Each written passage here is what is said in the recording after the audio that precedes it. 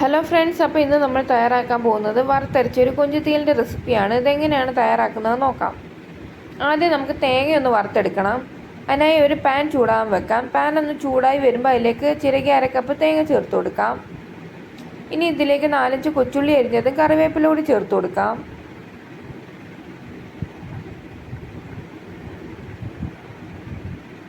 നിങ്ങൾ തേങ്ങ എടുക്കുമ്പോൾ ഒരുപാട് പച്ച തേങ്ങ നോക്കി എടുക്കരുത്. നമ്മുടെ കറിക്ക് ഒരു മധുരവും വരും, പിന്നെ നന്നായിട്ട് നമുക്ക് അരിഞ്ഞും കിട്ടത്തില്ല.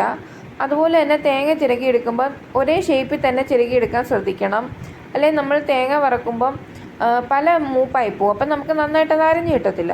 അപ്പോൾ അതൊന്ന് ശ്രദ്ധിക്കണം. ഇനി ഇതിലേക്ക് 1/4 ടീസ്പൂൺ ഉലുവ ചേർത്ത് കൊടുക്കാം. ഇതേ അളവിൽ തന്നെ പെരിഞ്ചീരകം കൂടി ചേർത്ത് കൊടുക്കാം. നിങ്ങളുടെ കയ്യിലുണ്ടെങ്കിൽ കുരുമുളക് കൂടി ചേർത്ത് കൊടുക്കാം. ഇനി ഞാൻ ഇതിലേക്ക് ലേശം വെളിച്ചെണ്ണ ഒഴിച്ചു കൊടുക്കുന്നുണ്ട്. എന്നിട്ട് നമുക്ക് നന്നായിട്ടൊന്ന് വറുത്തെടുക്കണം. നിങ്ങൾ തേങ്ങ വറുക്കുമ്പം ആദ്യം തീയൊന്ന് കൂട്ടി വെച്ചിട്ട് തേങ്ങയുടെ കളറൊന്ന് മാറി വരുമ്പം ലോ ഫ്ലെയിമിലിട്ട് വറുത്തെടുത്താൽ മതി. അപ്പം നമ്മുടെ സമയം ഒരുപാട് പോത്തില്ല.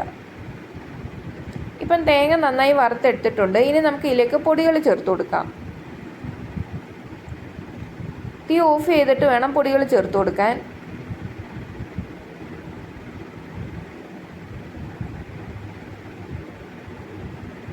ഞാൻ ഇതിലേക്ക് 1/4 ടീസ്പൂൺ മഞ്ഞൾപ്പൊടി, 1/2 ടേബിൾ സ്പൂൺ മല്ലിപ്പൊടി, 1 ടേബിൾ സ്പൂൺ മുളക് പൊടി എന്ന അളവിലാണ് പൊടികൾ ചേർത്ത് കൊടുക്കുന്നത്. പൊടികൾ ചേർത്ത് കൊടുത്തതിന് ശേഷം ചെറിയ തീയിലിട്ട് വേണം ഇതൊന്ന് വഴറ്റിയെടുക്കാൻ. ഇതിൻ്റെ ഈ പച്ചമണം ഒന്ന് മാറുന്നത് വരെ നമുക്കിതൊന്ന് നന്നായിട്ടൊന്ന് വഴറ്റിയെടുക്കണം.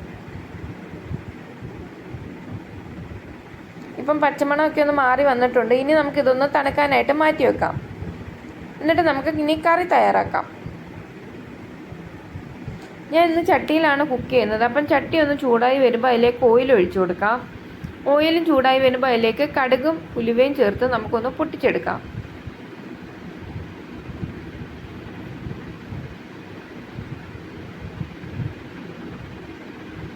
ഇനി നമുക്ക് ഇതിലേക്ക് അരിഞ്ഞു വെച്ചിരിക്കുന്ന പച്ചക്കറികൾ ചേർത്ത് കൊടുക്കാം. ഞാൻ ഇവിടെ ഒരു സവാള, ഒരു 10-15 കൊച്ചുള്ളി, ഒരു കിഴങ്ങ്, ഒരു തക്കാളി, പിന്നെ ഒരു മുരിങ്ങയ്ക്ക, പിന്നെ നമ്മുടെ എരിവിനനുസരിച്ച് പച്ചമുളക്, ഇത്രയാണ് ചേർത്ത് കൊടുത്തിട്ടുള്ളത്. ഇനി ഇതിലേക്ക് ലേശം ഉപ്പും കറിവേപ്പിലയും ചേർത്ത് നന്നായിട്ടൊന്ന് വഴറ്റിയെടുക്കാം.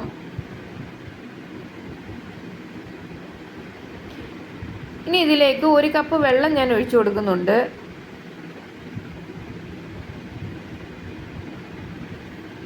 വെള്ളവും കൂടി ഒഴിച്ചു കൊടുത്തതിന് ശേഷം നമുക്കിതൊന്ന് അടച്ചു വെച്ച് നമുക്കിതിന് ഒരു തിള വരുന്നത് വരെ ഒന്ന് കുക്ക് ചെയ്തെടുക്കാം.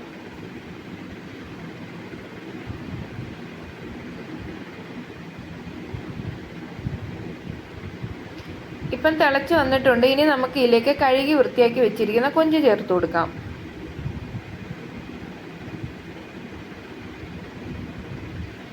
കൊഞ്ചും കൂടി ചേർത്ത് നന്നായിട്ടൊന്ന് ഇളക്കി യോജിപ്പിച്ചതിന് ശേഷം ഇത് അടച്ചു വെച്ച് നമുക്കൊരു 10 മിനിറ്റ് ഒന്ന് കുക്ക് ചെയ്തെടുക്കാം.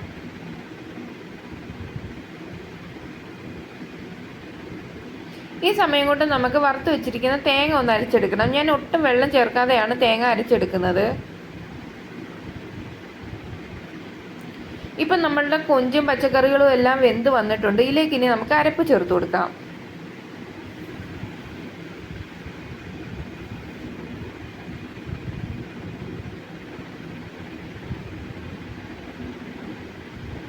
അരപ്പ് ചേർത്ത് നമുക്ക് നന്നായിട്ടൊന്ന് ഇളക്കി യോജിപ്പിക്കാം.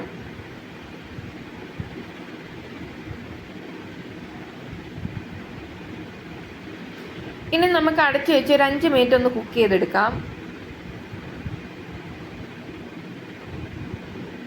ഇപ്പം നമ്മളുടെ കറി ഇവിടെ ഏകദേശം റെഡി ആയിട്ടുണ്ട്. ഈ സമയത്ത് നമുക്ക് ഉപ്പൊക്കെ കറക്റ്റ് ആണോ എന്ന് നോക്കാം.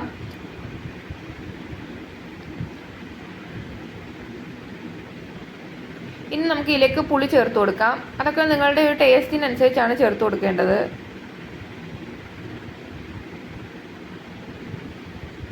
ഇനി ലേശം കറിവേപ്പിലയും ലേശം വെളിച്ചെണ്ണ കൂടി ചേർത്ത് കൊടുക്കാം.